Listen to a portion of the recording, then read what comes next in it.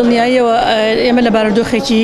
سیاسی و قەیرانێکی ئابووری و شەڕێکی نێودەوڵەتی گەورەداین بۆیە یەکڕێزی و تەبایی نێوماڵی کورد ئێستا خاڵێکی زۆر گرنگە کە حەزبە سیاسەکان و لایەنە سیاسەکان بەرژەوە لە تابەتەکانی خۆیان وەلاوە بنێن ئیش لەسەر ئەوە بکەن یەکڕێزی نێوماڵی کورد بپارێزن چونکی ئەگەر یەکڕێزی نێوماڵی کورد بپارێزن بێگومان دەستکەوتەکانی کوردیش بەدەست ئێدن بەڵام کاتێک ئەم حەزبانە پەرتەوازە بن و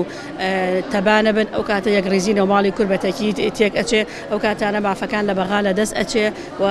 نێودەوڵەتیەن تۆ سوقلێکی ئەوتۆ نابێت کە بتوانی مافەداوای مافەڕەوەکانی خۆتکەیتی و ئێستا ئێمە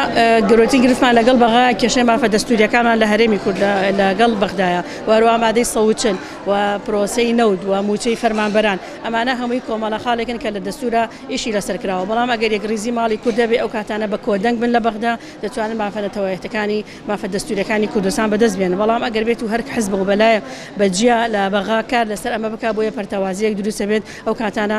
ئەو تۆزە مافەشمان هەیە لە دەست ئەچێنەک و بتوانی بەدەستی بێنی بۆیە و هیوادارم حەزبەکان بیرێک لە جەرگسووتانی دایکی شەیدان بکەنەوە و سەیری ئەو هەموو خوێنە بە خوێنی شەیدان کە لە پێناو گەلی کوردستانە شەهید کراون و بەخشیویانە بەڕاستیەکەی یەکێکە لە پێشالەکانی مافی دەستوری و مافی سنووری هەرێمی کوردستان پێویستە حکوومەتی هەرێمی کوردستان و حکوومەتی عێراقی بە زووترین کار لەسەر ڕاگررتنی ئەو تۆبارانکردنە بکەن بەڕاستی ئەوە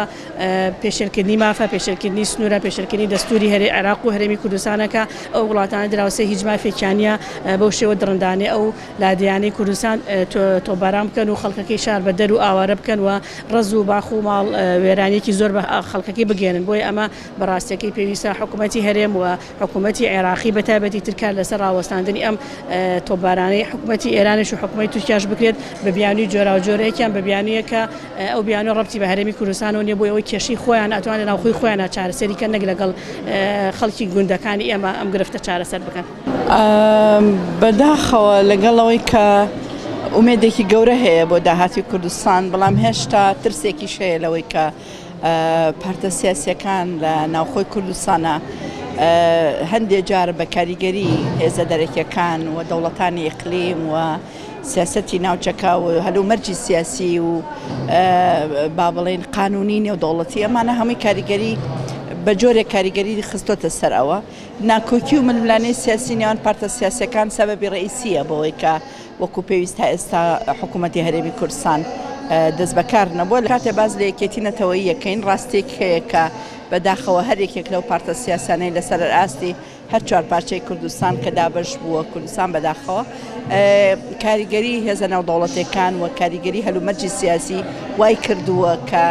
نەک کۆنگرەی نەتەوەیی وەکو پێویست ناتوانرێ بگیرێت بەڵکو با بڵێن کۆدەنگی لەبارەی مافە نەتەوەییەکان مافە سیاسیەکان مافە ئابوووریەکان مافە قانونی دەستوریەکان بە نمونە ئێمە لە باشووری کوردستانە ئەبینین هەژمونێکی سەربازی زۆری وڵاتی تورکیا بەسەر بەشێکی گرنگ لە ناوچەکانی کوردستانەوە هەیە بەڵام بە بیانوو بە پاساوی جۆرا و جۆرە بینین دەوڵەتی تورکیا هێرشە کاتە سەر هاوڵاتیانی باشووری کوردستان و ڕوبەڕووی مەرگەسات و ڕوبەڕووی کاولکاری و ڕوبەڕووی زیانی ئابووریشانەکاتەوە لە کاتێکا کە ئەمە پێویستەکات دەوڵەتی عراقی بە دەرەجەی ڕئیسی ڕێگر بێلەوە و چونکە ئەمە خەرقی سیادەی دەوڵەتێکی کردووە.